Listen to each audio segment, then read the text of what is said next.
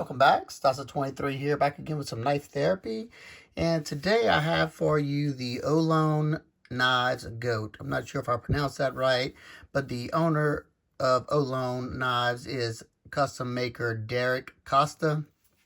I follow him on Instagram. I'll try to leave a link down to his Instagram down below and how you can pick one of these up. Now, currently, these are, I think, all sold out. They may have a blem like this. This one is a blem, and I'll show you why later. But all the regular ones were sold out pretty quick. And I'd seen a few of my friends with it, and I kind of like the simplistic nature of the knife. So I decided to pick one up, even though it was a blem. And he assured me that if there was any glaring problems with the knife or I wasn't happy with it, he would allow me to return it within 7 days. So I think that was more than fair. So here we go. The blems ran $200, and I think the non-blems were $220, and there were several different inlays. There was like a red carbon fiber inlay. I think a micarta. This is marble carbon fiber. There was several, there was like 6 or 7 different ones, so plenty to choose from. And this is modeled after one of his custom models, and I'd seen it on his page a lot, and it intrigued me. Let's get some specs out of the way real quick. This is not a huge knife by any means. It's in my perfect size range. You have a total length of 7 inches, or a little under 7, barely under 7. You have a blade length of right at 3 inches, so that's awesome for anybody who has 3-inch blade laws that can carry a locking knife as well. You have a 3 1/8 inch grip area. Your handle thickness is 0.48, so nice and slender. The width that it takes up in the pocket, this area, is 0.93, so very, very nice and slender this way. Your blade stock thickness is 0.117, and this thing's ground nice and thin. At the thinnest portion from about here to about here, it's reading 12 thousandths on my calipers, and from about here to here, it's like around 15 thousandths. So very nice and slicey, and as you can see, that bevel is nice and small on both sides, and that is at 15 thousandths, approximately 15. I mean, at 15 degrees per side. So needless to say, this is a nice and slicey blade. Real quick, I'll show you how it comes. It comes in this nice crush-proof case. Got the Ohlone knives insignia right there, and it's got your little padded foam, so pretty nice. Really nice, actually. The blade steel on this is M390. Let's get a close look at this. You have that nice, just simplistic, elegant blade shape right there. Nice drop point. An attractive stone wash that, as you can see, it's got a nice mirror reflection on it underneath it. I like that. You have a very nice, precise point for piercing. I wouldn't do any prying because you will definitely snap that if you pry into something. Now, the only real blem portion of this that I could find is the little scratches right there. I mean, it's barely snail trails, and it looks like maybe a driver slipped off of here. I don't really care. It's a user for me, and I really want to check it out. They do have a sharpening choil, and it looks like they cleared the plunge. You might have a slight little flare back here. Let's see. I'm in my knife room right now, so hope it's coming through good. I know the sound's usually better in here. So you got a little bit of flare back there, so it maybe could have been extended a little bit more. Let's close it up. You have some jimping on the flipper tab that's not like aggressively sharp, and you can do the light switch, and it rockets out. It's riding on ceramic bearings and ceramic detent ball, and you can push button it, and it really whacks out. So I mean, both whichever deployment method you choose, it works just fine. Look at the hardware, just some standard hardware. You have a flat pan head screw right there, Torx T8. And your body screws are also T8, I'm pretty sure. Let me check that. I don't want to tell y'all a lie. I'm glad I checked it, peeps. I'm sorry about that. Let's retract that. T6 on the body screws. Your inlay is marble carbon fiber. I like me some marble carbon fiber and crushed carbon fiber. You have a titanium backspacer that has like a little gear pattern in there, but it does sit flush with the knife, so you don't really feel that. You do have a landing pad milled into the scales right there for whenever you flip. You have a soft little smooth transition. The blade is pretty close right there, but I can kind of feel it, but I mean, I'm not going to touch it. I'm not going to cut myself by just doing like that. Look, as you can see. One thing that I thought was pretty cool, let's see if I can show this with my lighting in here. As you can see back on this side, on the scale on the inside, that's where he put his branding on Ohlone knives. I think that's really cool. So that way you can keep a sterile blade. As you can see, both sides are sterile. You have absolutely no marking whatsoever besides stonewash. You have almost a complete full-through construction. You just have this like quarter backspacer back here. I kind of like that just to make it ease of cleaning it out by blowing it out. You do have some chamfer release in there to get to that lock bar.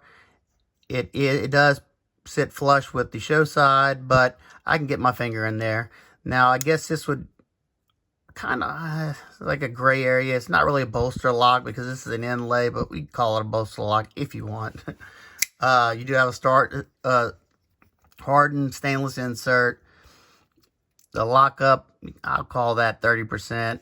Rock solid, no play, up or down, left or right. Very, very solid. I can't muscle any out of it. Let's see. Pocket clip is just a bent over pocket clip, which I'm perfectly fine with that because it functions well, especially on this carbon fiber.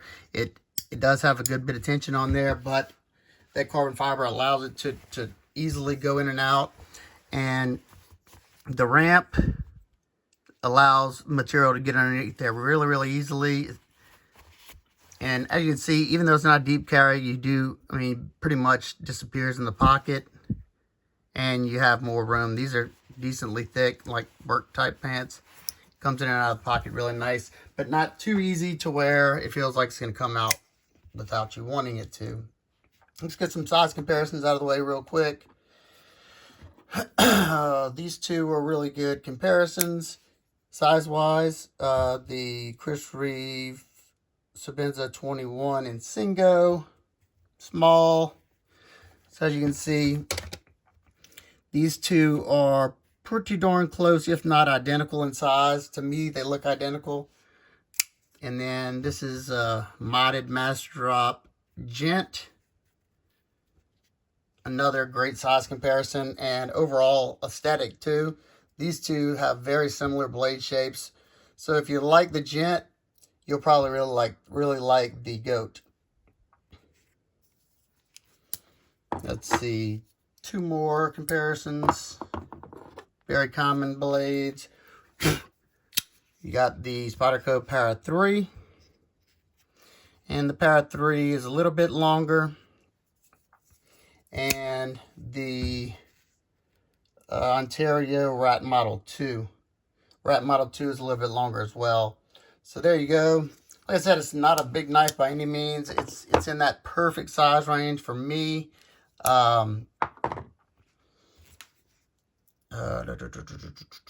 Okay, so I'm going to give you my nitpicks, complaints, things that I would have liked to see different. Now, whenever I say these, I don't want you to think that it's, I hate the knife because I'm saying this. I'm just pointing out things that I noticed, and they're obviously not deal breakers for me because I still own the knife. But let's get into them. First thing I noticed, I decided to take this down so I could see how it ticks on the inside. That kind of helps me in my reviewing process. And I noticed it has a free spinning pivot, which I'm not fond of at all. But at least you got another one over here so you can put two screws right there. But I just don't like doing that. It would have been nice just to have a D-shaped pivot. Another thing, like I said, they could have extended the sharpening choil a little bit more, especially being that, you know, you're really close right there. They could have taken off that little bit right there, and you would have definitely not had a flare. I think you're going to have a little bit of flare, especially if you look at this side. Yeah, you can see it right there. Just extend it, you know, about another 1/8 inch. Been perfect. Now, I thought this might have been just something with the Blims, but I talked to a few people that owned carbon fiber ones, and they said that their regular ones had it too. And I know that whoever made these knives, you know, I don't know if he wasn't satisfied or whatever, but I think he's going to try to get G.O.A.T to make them next time, which is exciting. But this one has voids in it. Let's see. Point. You can see there's one right there, right there, right there, right there, right there. Now, I could care less. I mean, you don't, like, right here, you don't really see them. You got to kind of, like, look in the light to see that. Turn it right here. You got a little one right there. That's just something, you know, if you don't get really good quality, you know, carbon fiber in any shape, especially this marble carbon fiber and like shred carbon fiber, just because it's inherent, you know, it's got all the pieces and the air pocket you get underneath there. Something's fixable, but, you know, it's a user for me. Another thing, talking about the inlay, it's maybe in the design, I'm not sure, but you can definitely, the transition's not seamless. It's almost seamless up here in the front, but in the back right here, you can kind of see it. It's raised up a little bit. I think it would have just been a nice, classier touch to have that smoothened out right there. And this is an aesthetic thing. None of these things are really hurting the functionality of the blade, but just, you know, things that I noticed. Oh, you got, and I don't know what knife it is that is like this, but it's something that just bugs my OCD tendencies. You had this nice marble carbon fiber inlay, and you got that lock cut out. They should have put it on the other side, and then you would have had a, you know, a nice seamless area right now. There you have a nice spot to get gunk and junk and, you know, be another little sharp spot right there. I don't know. Let me know if that's something that bothers y'all or just me. Now, I love the functionality of the clip. It sits deep enough for me, and it goes in and out of the pocket amazing. But that ramp, okay, I don't know if I'm gonna really call this an issue, because whenever I was cutting, you know, whenever I was doing the cardboard cutting, everything was perfectly fine. And sometimes whenever I was shaving into the wood, like I do to kind of get the ergonomics on feel the ergonomics of it, I can a little bit feel that tip of that, the ramp on the clip. It wasn't terrible, and I didn't feel like I had to put on gloves, but I definitely noticed it was there. Only when I was putting down a lot of force into the blade. The M390s held up pretty good. I've had to I've dropped it several times, and it's probably, yeah, it's ready for sharpening now. But I put it through a good bit of stuff, so it wasn't bad. Let's see, anything else? Oh, I absolutely love that the blade's sterile, but I would have loved to have a blade steel designation somewhere, like maybe right here, or, you know, real tiny like we does, or even I don't know, the backside or on the flipper tab, just so. And I looked, and unless I'm wrong, unless somebody else knows if there is a blade steel designation, let me know. But just because, you know, my memory sucks, and if I forget, you know, somebody's asking me, I got to go search on his site and see what the blade steel is, and, you know, that. So it's just been a lot easier. But I do like how he put his logo stuff in the inside right there. Very nice touch. And one last thing, I noticed that this is the knife is butt heavy. Your balance point's like I think it's way back here. Yeah, it's right here where the inlay is. And the only way that pretty much could have been negated is to put some milled out pockets in the inside to relieve some weight in the back, or do away with the backspacer and put some standoffs right there. But I mean, that's not that big of an issue. It's not a heavy knife, so you don't really, it doesn't feel like it's pulling back on your hand like if you had a 12-ounce knife or something like that. But let's get a weight on it because I forgot to do that earlier. 2.95 ounces. Excellent. So there you go. That's the Ohlone G.O.A.T. Like I said, I hope he does another run, and I'm definitely, you know, bring this to your attention because you need to watch what he's doing, because I think he's going to be doing some really exciting things, especially if he moves on to G.O.A.T. That's a win in my book.